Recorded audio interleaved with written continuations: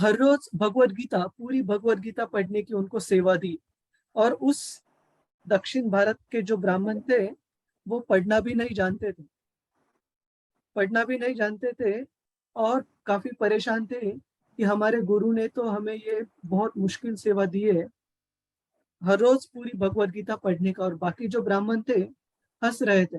लेकिन श्री चैतन्य महाप्रभु उस ब्राह्मण के पास गए और उन्हें पूछा कि आप क्या कर रहे हो। तो उन्होंने कहा कि मेरे गुरु ने ये मुझे बहुत विशेष प्रकार की आज्ञा दी है, सेवा दी है, हर रोज भगवत गीता का पूरा पठन करने के लिए। लेकिन मेरी दिक्कत यह है कि मुझे पढ़ना नहीं आता। तो श्री चैतन्य महाप्रभु ने कहा कि फिर आपके आंखों में आंसू क्यों है। तो उस ब्राह्मण ने कहा कि मैं देखता हूँ कि भगवान श्री कृष्ण पूर्ण पुरुषोत्तम भगवान है, फिर भी अपने भक्त की सेवा में, अर्जुन की सेवा में उन्होंने अर्जुन के सारथी की भूमिका स्वीकार की है ना। तो उनके अपने भक्त के प्रति होने वाले स्नेह की वजह से मेरे आंखों में आंसू है कि कौन से दूसरे व्यक्ति या मास्टर रह सकते, कौन से दूसरे नाथ रह सकते जो कि अपने सेवक के सेवा के लिए इतने निम्न स्तर की भी उनकी सेवा में जुट जाए। तो बिल्कुल आप चिंता मत कीजिए, ट्राई योर बेस्ट, और भगवान आपको जितना इंस्पिरेशन देगा, जितनी एम्पावरमेंट देगा, शक्ति देगा याद रखने की, उस हिसाब से बिल्कुल बोल दीजिएगा, कोई टेंशन नहीं। ठीक है। बाकी किसी भक्त का कोई प्रश्न है इस परीक्षा के स्वरूप के लिए जो हमारा होने वाला है? तो मैं रजनी माता जी से एक बार पूछूंगा। Thank you. हरे कृष्णा शशि माता जी, कि एक बार पूछूंगा कि कौन सा दिन आपके लिए कन्वीनियंट है, आपके हिसाब से हम लेंगे, एक तो फ्राइडे या फिर संडे, दोनों में से कोई भी चलेगा मुझे। ठीक है। तो हम यहाँ पर कुछ प्रश्न है वो एक बार शुरू में कवर करेंगे। जय माला माता जी, हरे कृष्णा, अनम्यूट कीजिए। हरे कृष्णा प्रभु जी, दंडवत प्रणाम। दंडवत माता जी। यस माता जी। जी प्रभु जी, मैं भी यही जानना चाह रही हूँ, जैसे श्लोका अगर नहीं रीड हो रहा है, लर्न नहीं हो पा रहा है, तो इसकी अपन जैसे मतलब मार्किंग अगर नहीं देते हैं श्लोका को छोड़कर, तो नहीं हो सकता है प्रभु जी, ऐसा क्या? नहीं, देखिए, उसको हम टोटली अवॉइड नहीं करेंगे, but you try your level best and leave the rest. ठीक है। जय माला।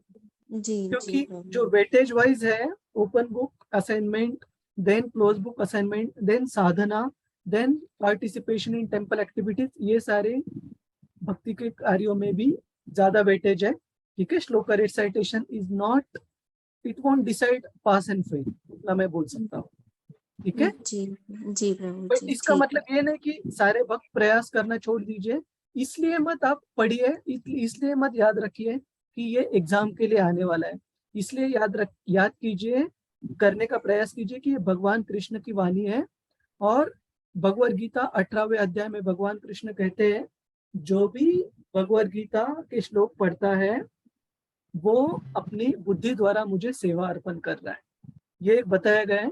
दूसरी चीज बताई गई है भक्ति रसामृत सिंधु में, नेक्टर ऑफ डिवोशन, उसमें बताया गया है कि ऐसे भक्त जिनके जीवा का जो डेकोरेशन है, जो आभूषण है, जिनके जीवा पे हमेशा श्रीमद् भागवतम, भगवत गीता आदि शास्त्रों के श्लोक दोहराते रहते हैं, ऐसे भक्तों की जीवा हमेशा आभूषित रहती है भगवान कृष्ण की भक्ति में। तो इस भावना में आप प्रयास कीजिए, बिल्कुल आप डरने की बिल्कुल जरूरत नहीं है। ठीक है। जय माला माता जी। जी प्रभु जी। हरे कृष्ण। हरे कृष्ण, हरे कृष्ण। वंदना माता जी, पूछिए आप। हाँ, हरे कृष्ण प्रभु जी, दंडवत प्रणाम प्रभु जी। कुछ बाहर से क्वेश्चन आएंगे क्या इसके अलावा? रजनी माता जी, हमने स्टूडेंट हैंडबुक दिया है क्या? यस प्रभु जी, मैंने जो मायापुर का है ना, उसमें जितने भी ना 63 तक सारे क्वेश्चन के आंसर भी अच्छी तरह से करा के दिया है। पर उनका कहना है कि आपने कहा था ना कि 60% उसमें से आएगा और 40% आप देंगे, तो वो 40% को लेके सोच रहे हैं। डरो मत आप सभी। देखिए, मैं आप सभी को एकदम रेडी देखता हूँ कि आप सभी को बिल्कुल दिक्कत नहीं आनी चाहिए कोई भी प्रश्न सॉल्व करने में। ठीक है। तो आप ये उसी लिस्ट का बाहर का इसका छोड़ दीजिए, मुझे थोड़ा सोचने दीजिए, ठीक है? पेपर अभी तक सेट नहीं हुआ है, तो सेट हो जाएगा। तो बिल्कुल आपको टेंशन देने के लिए एग्जाम नहीं है, आपको प्रोत्साहित करने के लिए, भक्ति में आगे बढ़ने के लिए, भगवत गीता का अध्ययन करने के लिए, ठीक है? वंदना माता जी। जी प्रभु जी। हरे कृष्ण। हरे कृष्ण। और ये ग्रुप में इतने सारे गंभीर, इतने अच्छे भक्त हैं, तो आपको बिल्कुल डरने की जरूरत इसमें नहीं है। श्री हरि प्रिया माता जी, हरे कृष्णा। हरे कृष्णा प्रभु जी, दंडवत प्रणाम। दंडोस माता जी। यस प्रभु, फ्राइडे, सैटरडे और संडे को क्योंकि मैं ट्रैवल कर रही होंगी, तो नेटवर्क कनेक्टिविटी का एग्जाम की मुझे वो नहीं है कि मैं एग्जाम नहीं दे सकती, पर प्रॉब्लम ये है कि अगर मुझे network connectivity, I don't know where I will be at that time, so connectivity हुआ तो definitely I can appear for the exam, but अगर नेटवर्क इशू हुआ तो वो हम बैकअप स्लॉट भी एक रखेंगे, क्योंकि इंग्लिश में भी भक्ति शास्त्री इंग्लिश में भी हमने पहले तो 2 स्लॉट रखे थे, एक आने वाले संडे और एक अगले आने वाले वीकेंड, और जो उसमें से भी कुछ भक्त राधाष्टमी की वजह से एंगेज थे सर्विसेज में, उनके लिए सैटरडे भी स्लॉट रखा था, और उसमें से भी 2-3 भक्त बच गए। 50 की बैच है, वो बड़ी बैच है थोड़ी सी, तो हो जाएगा माता जी, don't worry. You just let your availability be known to Rajni माता जी, और उनसे बात करके हम स्लॉट फाइनलाइज करेंगे, ठीक है? जी प्रभु जी। Hare Krishna, thank you so much. Hare Krishna. Karishma माता जी, हरे कृष्ण। हरे कृष्ण प्रभु जी। हरे कृष्ण। यस प्रभु जी, हमको कोई पास नहीं कर पाता है तो उसका क्या होगा फिर? हाँ, फिर से बोलिए आपने। प्रभु जी, अगर कोई एग्जाम पास नहीं कर पाता है तो उसका क्या होगा? उसका उत्तर हम आज हमारे सेशन में चर्चा करेंगे। अर्जुन भी एक प्रश्न पूछते भगवान कृष्ण को, सेम प्रश्न आपने जो पूछा, 6ठे अध्याय में पूछते अर्जुन। हाँ बिल्कुल चिंता, और भगवान कृष्ण ने बिल्कुल यही कहा अर्जुन को कि इस भक्ति के मार्ग पे एकदम बिल्कुल चिंता नहीं करनी है, ठीक है? प्रयास पूरे करने हैं, लेकिन चिंता बिल्कुल नहीं करनी है। अर्जुन को बोलते हैं कि इस मार्ग में एक बार जुट गया व्यक्ति, इस जन्म में अगले जन्म में उसका जो परिपूर्णता है, परफेक्शन है, वो गारंटीड है। तो एग्जाम का भी वैसे ही है, बिल्कुल चिंता मत कीजिए। करिश्मा बताए, अच्छे से जितना हो सके अच्छे से प्रयास कीजिए, बाकी भगवान सब हो जाए, ठीक है? ठीक है। हरे कृष्ण। हरे कृष्ण। पूनम माता जी, कोई सवाल है आपका? हरे कृष्णा प्रभु जी, दंडवत प्रणाम। हाँ प्रभु जी, एक तो प्रभु जी एग्जाम की डेट क्या रहेगी? क्या मैं अभी लेफ्ट हो गई थी प्रभु जी? अच्छा, नहीं पाई। तो देखिए, मैं 2 वीकेंड का ऑप्शन देता हूँ। कोई जो भक्त आने वाले वीकेंड लेना चाहते हैं, वीकेंड मतलब फ्राइडे या संडे, आपको एक दिन कोई रजनी माता जी को बताइए। और दूसरा, तो 2 घंटे का हमारा जो स्लॉट रहता है, उसमें से 1 घंटा एग्जाम होगी और 1 घंटा हम श्लोक का रिसाइटेशन करेंगे। और फिर मेरे पास समय रहता है तो मैं 7वें अध्याय के साथ शुरुआत करूंगा। और अगर श्लोक का रिसाइटेशन के लिए पूरा 1 घंटा लगता है, तो फिर हम पूरा जो 2 घंटे का स्लॉट है, रिटर्न एग्जाम और श्लोक का रिसाइटेशन एक ही दिन में हम कवर करेंगे। और दूसरा जो स्लॉट रखेंगे हम, वो आने वाले वीकेंड में, which is I think 16th है फ्राइडे, या फिर संडे, जो भी आपके लिए कन्वीनियंट है। रजनी माता जी, ये ठीक है? प्रभु जी, ये तो 9 तारीख को तो ये है ना, अनंत चतुर्थी है, तो कोई भी गणपति विसर्जन। गणपति विसर्जन तो लेकिन शाम को तो उसकी एंगेजमेंट नहीं रहनी चाहिए माता जी। नहीं, घर में रहता है ना गणपति। अच्छा, घर में। अच्छा, तो फिर ये फ्राइडे आता है मेरे ख्याल से, तो संडे को रख सकते हैं अपन। हाँ, तो कोई संडे आता है। तो कौन किसकी किसकी तैयारी हो गई है, वो अपना श्लोक का रिसाइटेशन दे सकता है ना प्रभु जी? हाँ करेक्ट। तो जो भी आपके नाम है, रजनी माता जी, पब्लिश 2 स्लॉट्स, ठीक है? Take 2 days, either you choose Friday Sunday आने वाले वीकेंड के, या फिर फ्राइडे संडे नेक्स्ट वीकेंड के, and then you get the details, ठीक है। ये शशि माता जी ने मुझे कहा था कि ये मैंने यानी उनके लिए थोड़ा प्रॉब्लम था। शशि माता जी, आपके लिए भी चलेगा ना कोई भी फ्राइडे संडे? तो ज्यादा बेटर रहता। और जो श्लोका नहीं करना चाहते हैं प्रभु जी उनको बाद में करा लेंगे तो चलेगा ना, फिर जो करना चाहते हैं उनको फिर उनका नाम मैं ले लेती हूँ। हाँ, बेसिकली 2 स्लॉट में से 1 स्लॉट हर एक भक्त को चूज करने के लिए कहिएगा। ठीक है। हरे कृष्णा प्रभु जी, अगर अक्टूबर में पेपर रखते तो ज्यादा बेटर नहीं होता? सब लोग अपनी तैयारी भी अच्छी तरह से कर लेते हैं। रजनी माता जी एक बार दोहराइए, क्या क्या क्वेश्चन है? नहीं, उनकी आवाज नहीं सुनाई दिया। माता जी आपने क्या कहा? नेटवर्क इश्यू है आपका? मैं कह रही थी अगर अक्टूबर में पेपर रखते तो ज्यादा बेटर नहीं था? हम लोग अच्छी तरह से थोड़ा तैयार भी हो जाते पेपर के लिए, एग्जाम के लिए। आवाज आ रही है?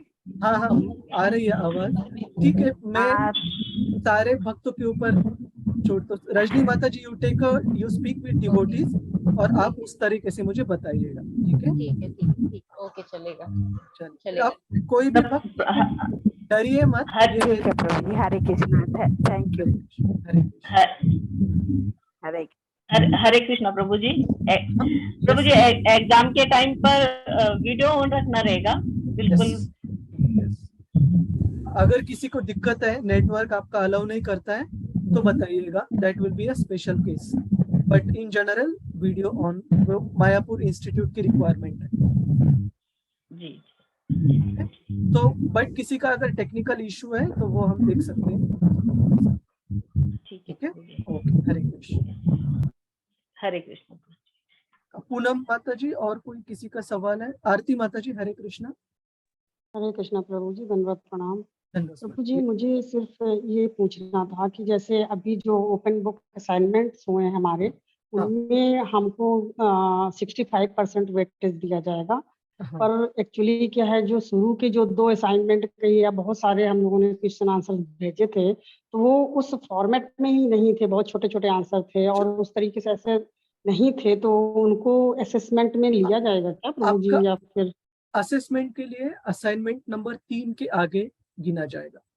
जी जी, थैंक यू प्रभु जी। जी, यही मुझे वो करना था क्योंकि वो एकदम से उस फॉर्मेट में ही नहीं थे प्रभु जी। नहीं, कोई नहीं। और प्रभु जी, अभी ये है कि मैं अभी ऑफिस में हूँ और मैं अभी 10 मिनट बाद फिर से पहुंच जाऊंगी, तो इस बीच में मैं जो भी इस क्लास में होने वाला है वो मैं जी। चलिए, हरे कृष्ण। हम आखिरी प्रश्न लेते हैं, नहीं तो हमारा आज का समय निकल जाएगा। पूनम माता जी, आपका कोई सवाल है?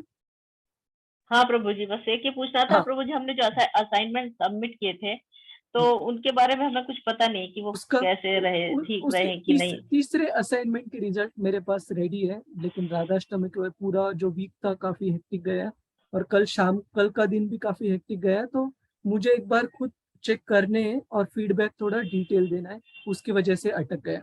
और चौथे असाइनमेंट के रिजल्ट्स ये इवेल्युएशन चल रहा है। ठीक है, तो आपको दोनों मिल जाएंगे। हरे कृष्ण। हरे कृष्ण। वंदना माता जी, आपका कोई सवाल है? ठीक है, हम शुरू करते हैं अभी। तो मेरा क्या पेपर संडे को होगा? हाँ संजय प्रभु, संडे को कर सकते हैं। आप सिर्फ अपना प्रेफरेंस इनको दे दीजिएगा, रजनी माता जी को, वो अकॉर्डिंगली टाइम स्लॉट बुक करेंगे। ठीक है, संडे बिल्कुल पॉसिबल है, कोई प्रॉब्लम नहीं। तो हम शुरू करते हैं। तो सबसे पहले हम रिवाइज करते हैं, पिछले कक्षा में हमने कौन से मुद्दों पर चर्चा की थी, किसी को याद है? कोई भी एक मुद्दा, ये काफी थोड़ा सा टेक्निकल चैप्टर है, अध्याय क्रमांक 6, लेकिन श्री हरि प्रिया माता जी।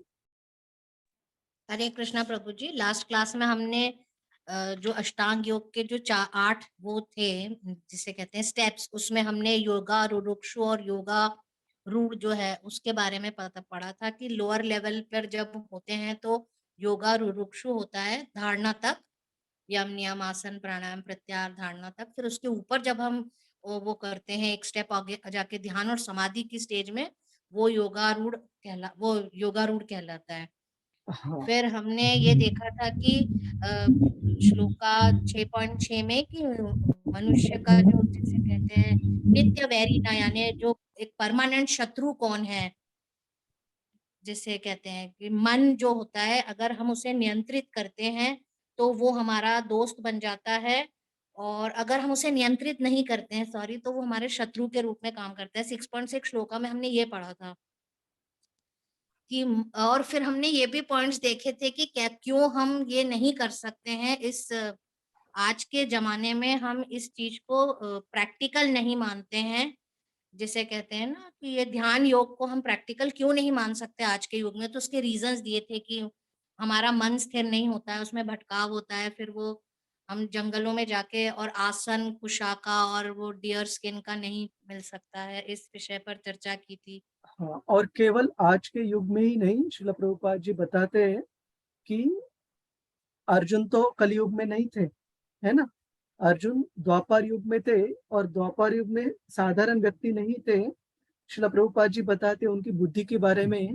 उन्होंने सिर्फ 45 मिनटों में भगवान कृष्ण ने उन्हें पूरी भगवत गीता बताई और उन्होंने समझ ली। हमें कभी कभी काफी सारे साल और हम कोई भी कभी भी बता नहीं सकते कि हमें पूरी चीज समझ गई है ना। Bhagavad Gita is like a deep ocean, समंदर जैसा है कि जिसमें हम जितने गहराई पर जाएं हमें और समझने की चीजें उसमें बिल्कुल मिलेंगी। तो बहुत सही बताया। तो एक प्रश्न मैं अभी पूछता हूँ कि हमने कुछ मुद्दों पर चर्चा की थी जो ध्यान योग में बहुत महत्वपूर्ण है, और वो मुद्दे भक्ति में भी काफी काम आते हैं। तो कोई बताना चाहेगा? You can raise your hand, आप अपना हाथ रेज कर सकते, डिजिटल हैंड। कि हमने कुछ मुद्दे चर्चा की थी जो कि समान है, जो ध्यान योग में भी लगते हैं और जिनका इस्तेमाल भक्ति योग में भी होता है। कर सकते हैं, नहीं करना ही पड़ता है, जरूरत होती है भक्ति योग में। हाँ। हरे कृष्णा। पूनम माता जी। हाँ, हरे कृष्णा प्रभु जी। प्रभु जी, इसमें जो यम और नियम, प्राणायाम, आसन और प्राणायाम है, इनका प्रयोग ध्यान योग और इसमें भक्ति योग दोनों में होता है। क्योंकि यम और नियम हमें बताते हैं कि हमें क्या करना है, क्या नहीं करना है, और हमें कब उठना है, कब सोना है, क्या खाना है, कैसे खाना है। तो हमें जो एक अनुशासित जीवन प्रदान करते हैं। और प्राणायाम के द्वारा हम अपने जो वायु पर, अपने सांस प्रश्वास पर नियंत्रण कर पाते हैं। तो ये हमारी सेहत को सुरक्षित रखता है। तो इस तरह से ये अगर हमारा स्वास्थ्य सही होगा तो हम भक्ति बहुत अच्छे तरीके से कर पाएंगे। तो ये दोनों में काम आता है प्रभु जी। हाँ, तो आपने जो कुछ मुद्दे कवर किए वो एकदम एग्जैक्ट आंसर के आप बहुत पास में हैं। बस एक मुद्दा ये कि प्राणायाम ये सेहत अच्छा रखने के लिए ठीक है, लेकिन भक्ति के लिए कंपलसरी है, मैंडेटरी है, भक्ति उस पर डिपेंड है।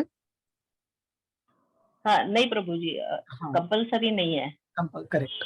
तो दो मुद्दे आपने बताए, आपके उत्तर में आए, तो हम और भी भक्तों से एक बार पूछेंगे। प्रगति श्री माता जी, हरे कृष्णा। हरे कृष्णा प्रभु जी, दंडवत प्रणाम। प्रभु जी, 6.46 एंड 47 में सर्वोच्च योग के बारे में बताया गया इसमें, और 8 योग पद्धतियां हैं जिसको हम अष्टांग योग कहते हैं, जिसमें से कि जो निचली 6 है, मतलब यम, नियम, आसन, प्राणायाम, प्रत्याहार और धारणा, ये योगा रुरुक्ष में आते हैं, जो कि प्रारंभिक स्तर होता है। जैसे कि सीधा बैठना, कि और मतलब जो चीजें नहीं करनी है, और आसन कैसा होना चाहिए हमारा, इनहेल एक्सहेल की प्रक्रिया क्या होनी चाहिए, ये सब, प्रत्याहार मतलब छोड़ना, ये सब। और जो उच्चतर जो स्तर है योगारूढ़ है, जो वो प्रगट अवस्था है, जो है वो समाधि और ध्यान, वो मतलब वो ऊपर के जो 2 लेवल्स रहते हैं, वो पूर्णतया माने तीव्र आगे बढ़ने के लिए रहते हैं। जब हम काफी हाई हो जाते हैं केवल वो, तो भक्ति के लिए ये समाधि ध्यान ऑटोमेटिकली आ जाता है हमारा। बस यही सुना था मैंने, वही लिखा था प्रभु जी। हरे कृष्णा। बहुत बहुत धन्यवाद प्रभु जी, एक मन का नियंत्रण दोनों में जरूरी होता है, भक्ति में तो भी। ये 2 में से एक चीज आपने एग्जैक्टली बताई। मन का नियंत्रण पे हमने चर्चा की थी, जो कि ध्यान योग में भी बहुत महत्वपूर्ण है। बंधुरात्मा जो श्लोक हमने देखा, ध्यान योग में श्रील प्रभुपाद जी लिखते हैं कि मन का अगर नियंत्रण नहीं है तो उस व्यक्ति ने ध्यान योग भूल जाना चाहिए। तो आज हमने चर्चा की थी कि आजकल के जो योगा स्टूडियोज है, जो योगा का बिजनेस करते हैं, वो इस सबसे ज्यादा महत्वपूर्ण चीज के बारे में बताते नहीं है, क्योंकि वो अगर उस पर बताएंगे तो कस्टमर्स नहीं आएंगे, मन के नियंत्रण के ऊपर बताएंगे। तो ये एक मुद्दा हमने चर्चा की। और दूसरा मुद्दा हम करिश्मा माता जी, यस माता जी, और कौन सा? मुझे यही बताने वाली थी, प्रत्याहार इंद्रियों को और मन को वश में करना और ध्यान लगाना। जब हम जपा करते हैं तो कृष्ण पे ध्यान लगाना। हाँ बिल्कुल सही। तो मन को वश में करना एक है, और दूसरा वो भी आप में से कुछ भक्तों ने उत्तर में बताया, हर एक एक्टिविटी में, हर एक गतिविधि में रेगुलेशन मतलब नियमितता रखना। भगवान कृष्ण बताते हैं युक्ताहार विहारस्य में कि आहार, विहार, निद्रा, रिक्रिएशन को हम हिंदी में क्या बोलते हैं? रजनी माता जी एक बार देखिए, रिक्रिएशन किसी को पता है?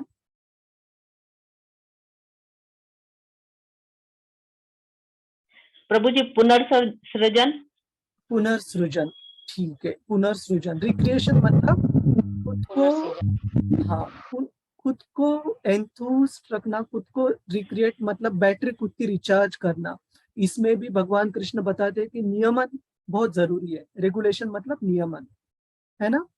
तो ये दो चीजें अपने जीवन में, आहार, विहार, काम और पुनर्सृजन, ये सारी गतिविधियां हैं, इसमें नियमन होना चाहिए।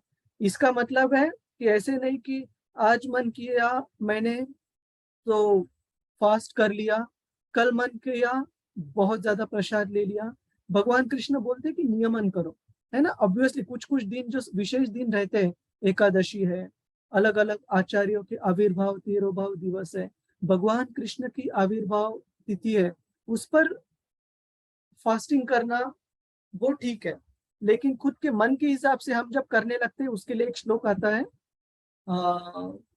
भक्ति रसामृत सिंधु में, स्मृति श्रुति स्मृति पुराण आदि पंचरात्रि विधिम बिना एकांतका हरेर भक्ति उत्पाद एवं कल्पते। उत्पाद का मतलब है कि उत्पाद मचा देता है, वो डिस्टरबेंस क्रिएट करता है सोसाइटी में। जब हम हमारे खुद के मन से मन चाहे तरीके से भक्ति के तत्वों का पालन करना चाहे। इसलिए भगवान कृष्ण कहते हैं कि भक्ति में अगर आगे बढ़ना है तो किसी भी व्यक्ति को नियमन बहुत जरूरी है, और नियमन खुद के गतिविधियों का और नियमन खुद के मन का, तभी कोई व्यक्ति भक्ति में आगे बढ़ सकता है। तो ये जो दो चीजें हमने देखी, ये समान है, ध्यान योग में और भक्ति योग में भी लागू होती है। और हमने एक मुद्दे पर चर्चा की क्लास के एकदम एंड में, सेशन के एकदम एंड में, जिस पर हमने चर्चा की कि एक ध्यान योगी में, ध्यान योग करने वाले व्यक्ति में और भक्ति योग का पालन करने वाले भक्त में एक फर्क क्या है। हमने समान चीजें देखी, कुछ फर्क है, फर्क के बारे में भी हमने चर्चा की थी, जिस पर शिला प्रभुपाद जी काफी, उनके कुछ स्लाइड्स हमने चर्चा की थी, एक दो स्लाइड्स शिला प्रभुपाद जी ने बताया। दोनों में फर्क क्या है, मेन मुद्दा, और वो मुद्दा उनकी सोच में है। ध्यान योगी की सोच क्या रहती है और एक भक्त की सोच क्या रहती है। तो जिन भक्तों ने अभी तक उत्तर नहीं दिया है, हम उन्हें एक बार पूछना चाहेंगे। यू कैन ट्राई, उसमें गलत या सही कुछ भी नहीं है। जयमाला माता जी, हरे कृष्णा। हरे कृष्णा प्रभु जी। यस माता जी। प्रभु जी एक बार फिर से आप क्वेश्चन बताइए। हाँ, प्रश्न ये है कि जैसे हमने दो मुद्दे, समान मुद्दे देखे, जो ध्यान योग में भी जरूरी है और भक्ति योग में भी जो बहुत जरूरी है, वो है मन को नियंत्रित करना और हमारे सारी गतिविधियों में नियमन होना, नियमितता हो, रेगुलेशन होना। तो वैसे समानता जैसे उसके अपोजिट जो एक ध्यान योगी की विचार सरणी रहती है, जो उनकी विचार करने की जो प्रवृत्ति रहती है, और एक भक्त की विचार करने की जो वृत्ति है, उन दोनों में फर्क क्या है? प्रभु जी, जो ध्यान योगी होगा वो समाधि तक जाने का सोचेगा, और जो भक्त होगा वो भगवान कृष्ण में अपना ध्यान लगा के और भक्ति करने की सोचेगा। भगवान कृष्ण पर ध्यान परमात्मा रूप में तो ये ध्यान योगी भी लगाते हैं। नहीं, परमात्मा रूप में नहीं लगाएंगे प्रभु जी, भगवान भक्ति योग में जो कृष्ण के भगवान कृष्ण श्याम के रूप सुंदर, में लगाएंगे। ठीक है, जी, श्याम सुंदर रूप में लगाएंगे। ओके ओके, ठीक है। जय माला माता जी। हम बाकी हरे भक्तों से भी एक बार पूछें। हरे कृष्ण। श्री हरि प्रिया माता जी, हरे कृष्णा, बताइए। हरे कृष्णा प्रभु जी। यस मुझे ऐसा लगता है ध्यान योगी जो होता है वो सिर्फ अपने लक्ष्य से, उसको भगवान से मिल के रास्ते पर जाता है, वो भगवान की प्राप्ति चाहता है, तो वो स्वयं से ही रिलेटेड सारी एक्टिविटीज करता है, जितने भी है यम नियम आसन प्राणायाम प्रत्याहार धारणा ध्यान समाधि, ये स्वयं के ही लिए करता है। जबकि एक जो भक्त होता है उसका जो जैसे कहते हैं कि भक्त तो भगवान से भी ज्यादा दयालु होते हैं, उनका एक पर्पस होता है कि स्वयं तो आध्यात्मिक यात्रा पर प्रभु की तरफ चलते हैं, परंतु उनका एक लक्ष्य होता है कि वो ज्यादा से ज्यादा जो आध्यात्मिक रूप से सोए हुए लोग हैं उनको भी जगाएं और उनको प्रभु के मार्ग पर ले जाने का प्रयत्न करें, उनमें भी जिसे कहते हैं कृष्णा कॉन्शियसनेस जगाने का, या किसी तरह उनको भी भक्ति भाव में जोड़ने का एक प्रयत्न करते हैं। तो शायद ध्यान योग एक इंडिविजुअल से रिलेटेड है और भक्ति योग में जिसे कहते हैं साधु संगायन एक बहुत सारे लोगों को लेके आगे जा सकते हैं। हाँ, बिल्कुल सही कहा श्री हरि प्रिया माता जी। तो ध्यान योग में एक उस पर एक छोटी सी टिप्पणी देना चाहूंगा कि ध्यान योग में व्यक्ति केवल खुद के जीवन की परिपूर्णता को सोचता है ना। कि आप ध्यान योगी को कभी प्रचार करते वक्त नहीं देखोगे। वो ध्यान योगी अगर सही में आपको देखना है, हिमालय में जाना पड़ेगा और ऐसी जगह पर रहेंगे वो, जैसे कुंभ मेला में कुछ कुछ आते हैं कि जहाँ की बाकी कोई उन्हें डिस्टर्ब ना करे। क्यों? क्योंकि उनको अपने मार्ग से पतन नहीं होना है, अधपतन नहीं होना चाहिए, इसलिए प्रयास करते हैं। लेकिन एक जो भक्त रहता है वो भगवान कृष्ण की सेवा में, भगवान कृष्ण की जो इच्छा है वो उसके लिए सबसे ऊपरी स्तर की इच्छा रहती है। और भगवान कृष्ण की इच्छा को पूर्ण करने के लिए वो किसी भी रिस्क को हम क्या बोलते हैं हिंदी में? खतरा। हाँ हाँ, धन्यवाद कृष्ण। किसी भी खतरे को मोड़ लेने के लिए भक्त तैयार रहता है, क्योंकि उसे खुद के जीवन की परिपूर्णता से भी ज्यादा प्रिय है भगवान कृष्ण की प्रसन्नता। और ये एक कारण है भक्त भगवान को क्यों ज्यादा प्रिय हो जाते हैं।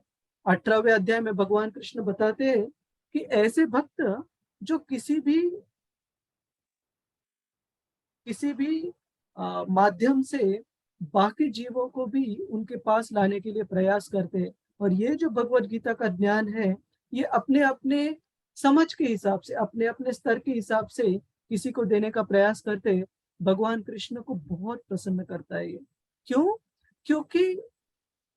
क्यों प्रसन्न करता है? क्योंकि सारे जो जीवात्मा है ये भगवान के ही अंश हैं। भगवत गीता में 15वें अध्याय में देखते हैं हम, भगवत गीता के 5वें अध्याय में भी वो श्लोक हमने देखा था, पंडिता समदर्शन, है ना। तो सारे जीवों में भगवान का वास है, सारे जीव जो है भगवान के अंश है। तो अपने पिता के जो बच्चे जब वापस पिताजी के पास जाते हैं, तब वो चीज पिताजी को सबसे ज्यादा प्रसन्न करती है। और भक्त जो रहते हैं क्यों खतरा मोड़ लेते हैं? खतरा क्यों है उसमें? क्योंकि इस भौतिक जगत में माया बहुत शक्तिशाली है और कभी कभी भक्तों का पतन हो जाता है। भक्ति के इस मार्ग में ये जो खतरा मोड़ लेते हैं, ये जो रिस्क लेते हैं भक्त, उसके चलते चलते कभी उनको खतरा भी माया से हो जाता है, धोखा भी हो जाता है। लेकिन क्योंकि वो भगवान कृष्ण की सेवा में अगर अच्छे से जुड़े हैं, और अगर गुरु परंपरा में आया हुआ जो आदेश है उसकी परिपूर्णता करते वक्त अगर उनसे कुछ कमी रह जाती है, कभी कुछ गलती हो जाती है, कभी कुछ धोखा हो जाता है, तब भी वो भक्ति से उनका अधपतन, भगवान कृष्ण 9वें अध्याय में कहते हैं कि वे तुरंत उनको धर्मात्मा, मतलब पूरी तरह से भक्ति के मार्ग पर अगर वो जुड़े रहते हैं तो तुरंत उनको रेक्टिफाई करेंगे, करेक्ट करेंगे, है ना। जिसका उदाहरण मैंने कुछ समय पहले दिया था महाराज प्रियव्रत का। महाराज प्रियव्रत स्वयंभुव मनु ब्रह्मा जी के पुत्र है। और स्वयंभुव मनु के 5 बच्चे थे, 3 बेटियां 2 बेटे। तो 2 बेटे थे उत्तानपाद और प्रियव्रत महाराज। वैसे तो पहले प्रियव्रत थे, और प्रियव्रत महाराज की बिल्कुल रुचि नहीं थी गृहस्थ जीवन में प्रवेश करने की। वो हिमालय में जाकर ध्यान करने में काफी आनंदित थे और व्यस्त भी थे।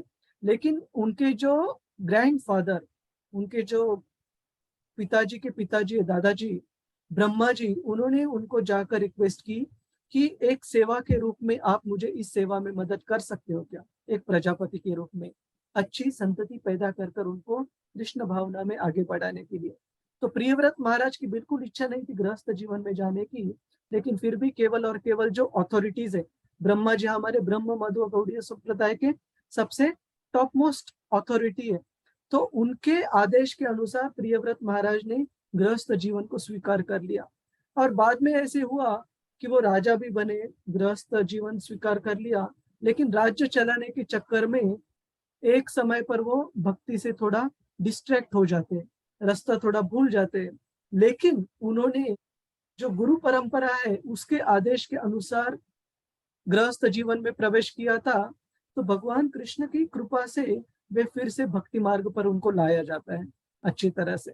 तो हम इसमें महत्वपूर्ण मुद्दे क्या देखते हैं कि एक भक्त की मानसिकता क्या होनी चाहिए। प्रभुपाद जी हमेशा बताते थे कि वर्क नाउ समाधि लेटर। इसका मतलब है कि हमें माला करनी है, हमें भगवत गीता पढ़नी है, लेकिन केवल ये अपने लिए नहीं रखना है। श्रील प्रभुपाद जी से हमें छोटी भी क्यों नहीं शिक्षा प्राप्त हुई हो कि हरे कृष्ण महामंत्र हमारे जीवन के लिए कैसे लाभदायक है, वो छोटी शिक्षा भी हमने किसी के साथ शेयर की, तो श्रील प्रभुपाद जी, गुरु परंपरा और भगवान, इन सभी की कृपा हम जरूर आकर्षित कर सकते हैं। और इसके लिए हम एक और उदाहरण देंगे, फिर आगे बढ़ेंगे। मुंबई में जब क्रॉस मैदान फेस्टिवल हुआ 1971, 1971 में क्रॉस मैदान पर श्रील प्रभुपाद जी की 7 दिनों तक कथा आयोजित की श्याम सुंदर प्रभु और बाकी भक्तों ने। तब श्रील प्रभुपाद जी ने देखा कि उनकी एक शिष्य, हस्बैंड वाइफ दोनों शिष्य थे, मालती माता जी और श्याम सुंदर प्रभु, उनकी जो बेटी थी उसका नाम था सरस्वती। छोटी सी बालिका थी, 4 साल की उम्र थी, लेकिन 4-5 साल की उम्र थी। और जो भी व्यक्ति श्रील प्रभुपाद जी से सुनने के लिए आते, बहुत बड़ी मात्रा में लोग आते थे मुंबई के क्रॉस मैदान पर, अराउंड 20 to 25,000 एवरी इवनिंग, 20 से 25,000 लोग हर शाम को आते थे। तो वो जब भी लोगों को एक साथ आते वक्त देखती, सरस्वती जाकर उनका हाथ पकड़ लेती और उनको पूछती, आपको पता है कृष्ण कौन है? तो छोटा बच्चा जब भी कोई पूछता है तो काफी मधुर, काफी आकर्षित हो जाते लोग। तो लोग उन्हें पूछते थे क्यूरियोसिटी से, नहीं नहीं हमें पता नहीं, आप बताओ कौन है कृष्ण? तो सरस्वती बताती थी, भगवान कृष्ण पूर्ण पुरुषोत्तम भगवान है, Krishna is the supreme personality of God. और श्रील प्रभुपाद जी ने कहा, दिस इज परफेक्ट प्रीचिंग, ये बहुत अच्छा प्रचार है। क्या उसको बहुत सारे श्लोक पता थे? क्या उसको बहुत सारे मुद्दे पता थे? बिल्कुल नहीं। तो हमारा ज्ञान कितना है भक्ति में, उस पर ये डिपेंड नहीं है कि हम भक्ति का प्रचार प्रसार कितने अच्छे से करें। इस पर डिपेंड है कि हम जो भी हमें चीजें पता है उसका इस्तेमाल हम कितने अच्छे से करते हैं। तो वो अगर हम आचरण में लाएंगे, जो भी हम भक्ति में छोटी छोटी चीजें सीखते हैं, तो वो आचरण जो है वो प्रचार प्रसार में बहुत मदद करेगा। नहीं तो हम बोलेंगे बड़ी बड़ी बातें, लेकिन हमारा आचरण अगर ठीक नहीं है तो प्रभुपाद कहते हैं कि वो ब्लैंक बुलेट्स मतलब वो फायर भी किया गन से तो भी सामने वाले को कुछ होगा नहीं, उसका बंदूक जैसे आवाज आएगा, लेकिन कोई सामने वाले पे कोई इम्पैक्ट उसका नहीं रहेगा। उसी तरह से श्री चैतन्य महाप्रभु ने भी सनातन गोस्वामी को कहा कि आपके पास, सनातन गोस्वामी नहीं, श्रील हरिदास ठाकुर जी को कहा कि कोई व्यक्ति जो आचार अच्छे से करता है वो प्रचार नहीं करता, उसको अपने जीवन की लगी पड़ी रहती है, मेरा जीवन मुझे परिपूर्ण करना है, उस पर ध्यान रहता है। लेकिन कुछ लोग ऐसे रहते हैं जिनका प्रचार अच्छा रहता है लेकिन आचार ढंग का नहीं रहता, मतलब वो पूरी तरह से काबिल नहीं है प्रचार करने के, क्योंकि उनका आचरण परफेक्ट नहीं है। लेकिन आप ऐसे व्यक्ति हो श्रील हरिदास ठाकुर कि आप आचार और प्रचार दोनों में एकदम परफेक्ट हो, 100% परफेक्ट। तो इसलिए उनको नामाचार्य कहते थे श्री चैतन्य महाप्रभु। तो ये मुद्दा बहुत बहुत महत्वपूर्ण है। भक्ति योगी में और ध्यान योगी में क्या फर्क है? किसी को कोई प्रश्न है इसके ऊपर? अभी जो हमने चर्चा की? नहीं और प्रभु जी। हाँ, ठीक है, चलेगा। तो हम आगे बढ़ते हैं अभी आज की चर्चा में। तो हमने मन की भूमिका के बारे में चर्चा की, अष्टांग योग में जो अभ्यास पद्धति है उसके बारे में चर्चा की, अष्टांग योग आज के जमाने में अव्यवहारिक कैसे उसके बारे में देखा, सिद्धांतों का पालन कैसे किया जा सकता है कृष्ण भावनामृत में। हमने देखा कि दो चीजें जो कृष्ण भावनामृत में उपयुक्त है, मन को नियंत्रण करना और सारी गतिविधियों में नियमन रखना, नियमितता, रेगुलेशन रखना। और हमने श्रील प्रभुपाद जी जो बताते हैं एक भक्त की मनोदशा क्या रहती है, भक्त योगी की वर्सेस ध्यान योगी की, उसके बारे में भी काफी विस्तार से चर्चा की। तो हम आगे बढ़ते हैं।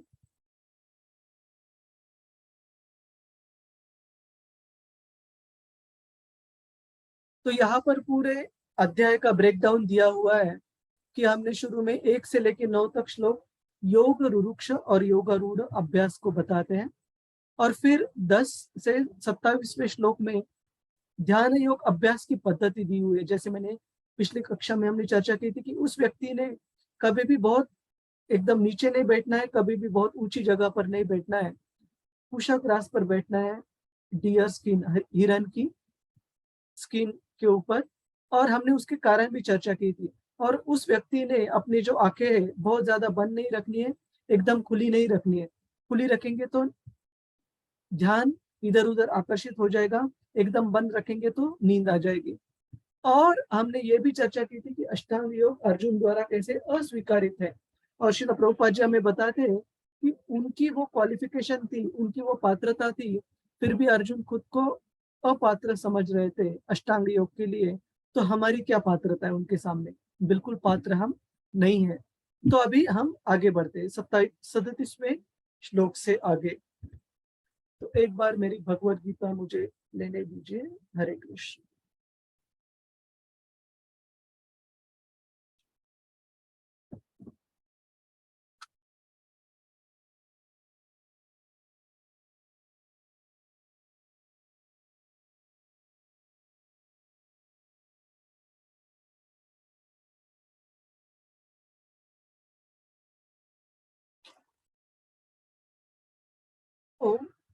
अर्जुन ने भगवान कृष्ण को 6ठे अध्याय में वही प्रश्न पूछा जो करिश्मा माता जी ने भी पूछा था कि हे भगवान,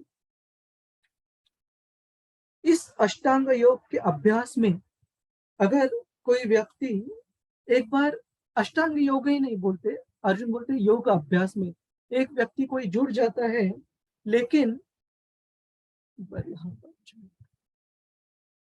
लेकिन वो योग अभ्यास में विचलित हो जाने के कारण योग अभ्यास को 100% वो परिपूर्णता हासिल नहीं कर पाता, तो उसका जो डेस्टिनेशन है वो क्या रहेगा?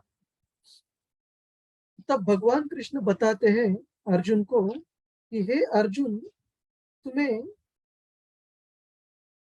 बिल्कुल कोई भी योग अभ्यास करने वाला जो व्यक्ति है, चाहे कर्म योगी हो, चाहे ज्ञान योगी हो, ध्यान योगी हो या भक्ति योगी हो, एक बार उसने इस पद्धति में अगर वो जुट गया भगवान कृष्ण को प्राप्त करने के लिए, तो उस व्यक्ति को ना तो इस जीवन में ना तो अगले जीवन में कोई डरने की चीज है, क्योंकि वो जितनी भी परिपूर्णता हासिल करेगा इस जीवन में, अगले जीवन में वो वहीं से आगे शुरुआत करेगा। और स्पेसिफिकली 2 प्रकार के योगियों के बारे में भगवान कृष्ण बताते हैं। एक प्रकार के योगी वो जो उन्होंने एक कम परिपूर्णता हासिल हुई है और उनकी मृत्यु हो गई है पूर्ण तरह से, मतलब पूरा वो योगा अभ्यास काफी सारा पूर्ण नहीं कर पाए। और दूसरे प्रकार के योगी जिन्होंने ऑलमोस्ट 70, 80, 90% कंप्लीट कर लिया योगा अभ्यास, लेकिन बस 100% परिपूर्णता बाकी थी, तब उनका जीवन समाप्त हो जाता है। या फिर जीवन समाप्त हो जाना मतलब कोई भक्ति योग पद्धति छोड़कर बाकी चीजों में उनका ध्यान विचलित हो जाता है, जिससे कि वो योग अभ्यास में परिपूर्णता नहीं प्राप्त कर सकते।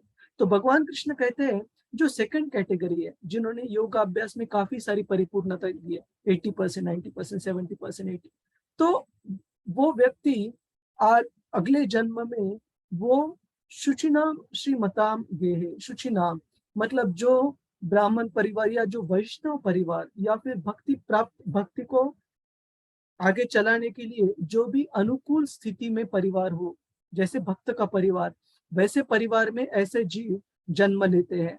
और दूसरे योगी जो कि योग अभ्यास में ज्यादा उनकी परिपूर्णता नहीं हुई है, कम परसेंटेज में हुई है, या फिर ऐसे योगी जो कि मृत्यु से पहले कोई भौतिक इच्छा कर रहे हो, उनके लिए श्रीमताम देहे, श्रीमताम मतलब काफी अमीर फैमिली में, टाटा, बिरला, अंबानी या और कोई, यहाँ पर उनको जन्म प्राप्त हो सकता है। लेकिन ये सेकंड वाला जो मैंने ऑप्शन बताया फर्स्ट कैटेगरी के लिए कि किसी अमीर परिवार में जन्म होता है, इस पे काफी ध्यान से इस्तेमाल करना बहुत जरूरी है। क्यों? क्योंकि पैसा ऐसी चीज है कि वो एक विचलित व्यक्ति को और विचलित बना सकता है। और शास्त्र हमें वार्न करता है, जैसे कुंती महारानी की प्रार्थना है 3 स्कंद में श्रीमद् भागवतम में, जन्म ऐश्वर्य श्रुत श्री।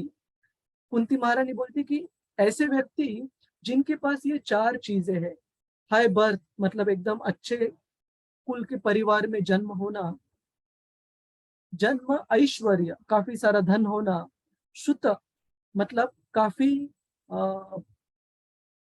अच्छा मतलब काफी सीखना मतलब एजुकेशन, काफी सारा ज्ञान होना, या फिर रूप में अगर कोई बहुत सुंदर होना, ये 4 चीजें रहते हैं। इनको अगर हमने ढंग से इस्तेमाल नहीं किया तो भगवान कृष्ण के शरण में वो बाधा बन सकती है, क्योंकि वो हमें खुद को ज्यादा महत्वपूर्ण व्यक्ति मानने के लिए मजबूर कर देती है। ये सारी चीजें, जन्म ऐश्वर्य श्रुतश्री, high birth, high education, Lakshmi and physical beauty, है ना, सुंदरता, आपकी जो शिक्षा है मतलब एजुकेशन है, जो आपके उच्च कुल में जन्म प्राप्त होना, या फिर खुद का सौंदर्य, ये या पैसा धन, ये 4 चीजें व्यक्ति को कृष्ण भावना में विचलित कर देती है। तो भगवान कृष्ण ये 2 उपाय बताते हैं, और अंत में हम आगे भी देखेंगे कि कंक्लूजन कैसे होता है इस अध्याय का। इसमें से अगर आपको कोई प्रश्न है तो आप पूछ सकते हैं, और हम कुछ मिनट में यहाँ पर कंक्लूड करेंगे, क्योंकि आप में से काफी भक्त इस्कॉन डिसाइपल कोर्स अटेंड कर रहे हैं। तो रजनी माता जी ने मुझे बताया कि 8 बजे वो कोर्स शुरू हो जाएगा। रजनी माता ji, what is the time now, how many minutes we have? 5 minute रह गए प्रभु जी। ठीक है, तो हम इस 5 मिनट का भी इस्तेमाल करेंगे। करते हैं। हाँ, यहाँ पर अर्जुन भगवान कृष्ण को कह रहे हैं, हे कृष्ण, उस असफल योगी की दशा क्या है जो प्रारंभ में श्रद्धा पूर्वक आत्म साक्षात्कार की विधि ग्रहण करता है, किंतु बाद में भौतिकता के कारण उससे विचलित हो जाता है और योग सिद्धि को प्राप्त नहीं कर पाता। और प्रभुपाद जी इसका तात्पर्य बहुत अच्छे से लिखते हैं। इसका तात्पर्य भी हम आने वाले स्लाइड पर हमने दिया है। तो यहाँ पर अर्जुन पूछते हैं कि हे कृष्ण, हे महाबाहु कृष्ण, क्या ब्रह्म प्राप्ति के मार्ग से भ्रष्ट मतलब विचलित, डिस्ट्रैक्टेड, भ्रष्ट ऐसे व्यक्ति आध्यात्मिक तथा भौतिक दोनों ही सफलताओं से च्युत हो जाता है। इसका मतलब अर्जुन पूछ रहे हैं, ना तो वो भौतिक सुख उपभोग कर पाए, ना तो आध्यात्मिक परिपूर्णता हो गई, तो ना इधर का ना उधर का, बीच में अटक गया। ऐसे हो गया क्या भक्त का? भगवान कृष्ण उनको बताते हैं, जिसके फलस्वरूप उसके लिए किसी लोक में कोई स्थान नहीं रहता। किसी लोक में मतलब इस लोक में या परलोक में, वो बीच में अटक जाता है। तो इसका उत्तर भगवान कृष्ण जो देते हैं वह हम अगली कक्षा में इस पर चर्चा करेंगे। तो अभी कोई प्रश्न है तो यहाँ पर लेंगे। प्रगति श्री माता जी, हरे कृष्णा, बोलिए। हरे कृष्णा प्रभु जी, पुनः दंडवत प्रणाम। प्रभु जी मैं थोड़ा सा 10 मिनट मेरे को ऊपर हो गए ज्वाइन करने को, आरती चल रहा था हमारा गणपति का। तो प्रभु जी मेरा एग्जाम को लेके प्रश्न है। एक्चुअली 10th एंड 11th को मेरे घर में पूजा, एक्चुअली बच्चे का पूजा कराना है हमको। 10 तो 2 डेज का है कंटिन्यूअस। तो मैं 10th 11th को क्लास, मतलब I am not at home only, like will be at the temple for 2 days. तो कैसे करना है एग्जाम का मुझे मालूम नहीं है। हाँ, मैंने रजनी माता जी को कहा कि आप जिन भक्तों के भी कोई विशेष नीड है, कोई विशेष, माता जी ने बोला कि आप प्रभु जी से डायरेक्टली बात कर लो। हाँ, वो बोला प्रभु। हाँ, तो हम आपको चॉइस देंगे, आप एक टाइम स्लॉट चूज कीजिए, या तो आने वाले वीकेंड के लिए, और आने वाले वीकेंड में आपको अगर सूट नहीं करता है तो आप नेक्स्ट वीकेंड का स्लॉट चूज कीजिए। जी जी जी, दोनों में से एक, ठीक है? जी जी जी, थैंक यू प्रभु जी। हरे कृष्ण, हरे कृष्ण। करिश्मा माता जी, हरे कृष्ण। हरे कृष्णा प्रभु जी। प्रभु जी मुझे पूछना था कि दूसरे लोग किसी को भक्ति करने से क्यों रोकते हैं? ये आपको एकदम सीधी बात में उत्तर दे दूं, या ये एक डिमोनियक मेंटेलिटी है। डिमोनियक मतलब एक आसुरिक भावना है कि कोई व्यक्ति अगर किसी को कृष्ण, और इसका मतलब ये नहीं कि वो व्यक्ति असुर हो गया जो रोक रहा है, लेकिन ये जो भावना है, देखिए कलयुग में हमारे हृदय में दोनों भावना है, जो देवताओं की वृत्ति है वो भी है, और आसुरिक वृत्ति भी है। तो ऐसे नहीं समझना चाहिए कि वो व्यक्ति असुर है, लेकिन वो जो भावना है किसी भी व्यक्ति में, किसी को भगवान के प्रति समर्पण करने से रोकने की, वो एक प्रकार की आसुरिक वृत्ति है माता जी। दूसरी चीज ये कि एक इंग्लिश में कहावत है कि मिजरी लव्स कंपनी। इसका मतलब है कि जो भौतिक जीवन में पहले ही दुख उपभोग कर रहे हैं, उनको लगता है कि ये जीवन सबने ही ऐसे ही दुख उपभोग करना चाहिए। तो कोई व्यक्ति अगर इस भौतिक जगत के दुखों को पार कर आध्यात्मिक जगत में प्रगति करने लगता है, तो कभी कभी लगता है, जैसे प्रभुपाद जी बोलते, crows like each others company, वैसे भक्त भी हम एक दूसरे की कंपनी उन्हें अच्छी लगती है। तो जो कौवे रहते हैं, जो कि एकदम अस्वच्छ जगह पर उनको बैठना, उनकी गतिविधियां करना अच्छा लगता है, तो कभी कभी ऐसे भौतिकवादी व्यक्तियों के लिए जो भी कोई भक्ति में आगे बढ़ता है, उनके प्रति असुरक्षितता की भावना रहती है। लेकिन हमने कभी भी उनके प्रति द्वेष नहीं करना चाहिए। अगर हमें वो हानि नहीं पहुंचा रहे हैं, तो हमने उनके प्रति प्रयास करना चाहिए भक्ति में लाने का। लेकिन अगर हमें लगता है कि हमारे भक्ति के लिए उनकी जो एसोसिएशन, उनका जो संग है, काफी हानिकारक हो सकता है, तो हमने जरूर प्रयास करना चाहिए कि उनको पूरी आदर से बर्ताव करें, लेकिन एक डिस्टेंस से। ठीक है करिश्मा माता जी? लेकिन भक्त ने कभी द्वेष नहीं करना चाहिए ऐसे व्यक्तियों को। क्यों? क्योंकि भौतिक जगत में ऐसे बहुत सारे व्यक्ति मिलेंगे आपको जो कि भक्तों से ईर्ष्या करते हैं। तो श्री चैतन्य महाप्रभु की मूड और मिशन है, उनकी जो मानसिकता है, वो है असुरिक लोगों को कृष्ण भावना प्रदान कर उनका उद्धार करने की, ना कि उनको त्याग करने की, है ना? लेकिन कभी कभी हमारी अगर उद्धार करने की कैपेसिटी नहीं है, तो हम वरिष्ठ वैष्णवों से रिक्वेस्ट कर सकते हैं कि आप प्रयास कीजिए। लेकिन फिर भी अगर नहीं होता है, तो भगवान कृष्ण हमें उनके लिए प्रार्थना करनी चाहिए भगवान कृष्ण को, और प्रसाद देने की जरूर कोशिश करनी चाहिए। प्रसाद एक ऐसी चीज है जिससे धीरे धीरे हृदय का शुद्धिकरण हो जाता है। ठीक है जी प्रभु जी, मुझे कुछ बोलना था।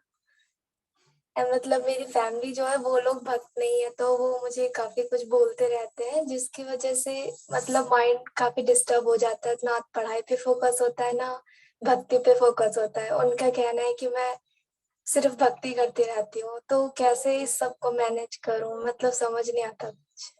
देखिए, ये प्रश्न हमारे मोस्ट ऑफ मतलब जो भी युवा अवस्था में भक्ति में आते हैं, 99% भक्तों के जीवन में आएगा। मेरे जीवन में भी था।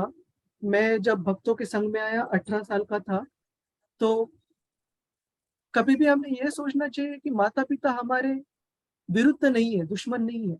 उनको असुरक्षितता रहती है कि मेरी बच्ची ने अगर इस भक्ति में रुचि ली, तो वो ठीक से पढ़ाई में नंबर आएंगे क्या? अगर भक्ति में रुचि ली तो गृहस्थी में ये बच्चा आगे बढ़ेगा क्या? तो ये सारे असुरक्षितता के कारण वे कभी कभी विरोध करते हैं, है ना? तो सबसे पहली चीज मैं आपको ये बताऊंगा करिश्मा माता जी कि आपने पढ़ाई में एकदम 100% परफेक्ट रहना चाहिए। अगर पेरेंट्स को फेवरेबल बनाना है तो अगर आपके जो ड्यूटी कर्तव्य में आप अगर 100% परफेक्ट रहोगी तो उनका जो 50% रीजन है वो दूर हो जाएगा असुरक्षित रहने का। उनको असुरक्षितता बिल्कुल नहीं रहेगी अगर आप अपने कर्तव्य में जैसे पढ़ाई में एकदम अच्छे से अच्छे नंबर लाती रहोगी। तो ये एक चीज है। और दूसरी कि आप कैसे उनके साथ बर्ताव करते, जैसे ऐसे कहते हैं कि our action speak louder than words, कि मैं बोलूं कि मैं 16 माला कर रहा हूँ, 20 माला कर रहा हूँ, लेकिन मैं मेरे माता पिता के सामने जाने के बाद उनसे अगर डिसरिस्पेक्टफुली मतलब अनादर करूंगा मैं उनका, तो वो उनकी भावना रहेगी कि मैंने ही उसको जन्म दिया है, मुझे बड़ी बड़ी बातें सिखा रहा है या सिखा रही है, लेकिन बर्ताव करना तो पता नहीं, है ना? तो कभी भी हमने प्रयास करना चाहिए कि उनको कृष्ण भावना के बारे में बताने की बिल्कुल जरूरत नहीं, प्रचार प्रसार करने की। आप पढ़ाई में एकदम अच्छे से रहो, आदर से पेश आओ और भगवान कृष्ण को प्रार्थना करते रहो उनको फेवरेबल बनाने के लिए। और हर एक बद्ध जीव के लिए अलग अलग कालावधि की जरूरत है कृष्णा माता जी। तो ऐसे नहीं कि आपने ये सब करने के बाद आप 15 दिन में 1 महीने में उनको बदला हुआ तुरंत देखोगे, ये तो भगवान कृष्ण के ऊपर डिपेंड है। लेकिन ये कुछ प्रयास हम जरूर कर सकते हैं। और अंत में भगवान कृष्ण को जरूर प्रार्थना कीजिए उनको भक्त बनाने के लिए, हम भी प्रार्थना करेंगे। ठीक है, थैंक यू प्रभु जी। हरे कृष्ण।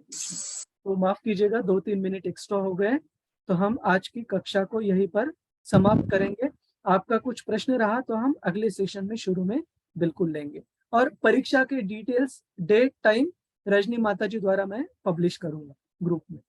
ठीक है, किसी को भी कोई डाउट हो प्लीज पूछिए, बिल्कुल टेंशन मत लीजिए, एग्जाम का अच्छे से प्रयास कीजिए, उतना सफिशिएंट है। ठीक है, कोई भी टेंशन। हरे कृष्ण। हरे कृष्ण। हरे कृष्णा प्रभु जी, प्रणाम। दंडवत प्रणाम प्रभु जी। हरे कृष्ण। दंडवत। हरे कृष्ण प्रभु जी, दंडवत प्रणाम। बहुत बहुत धन्यवाद प्रभु जी। हैप्पी टीचर्स डे प्रभु जी। हैप्पी टीचर्स डे रूपा जी, रामनिष्ठा प्रभु जी, जय पताका। जय कृष्ण। हरे कृष्ण।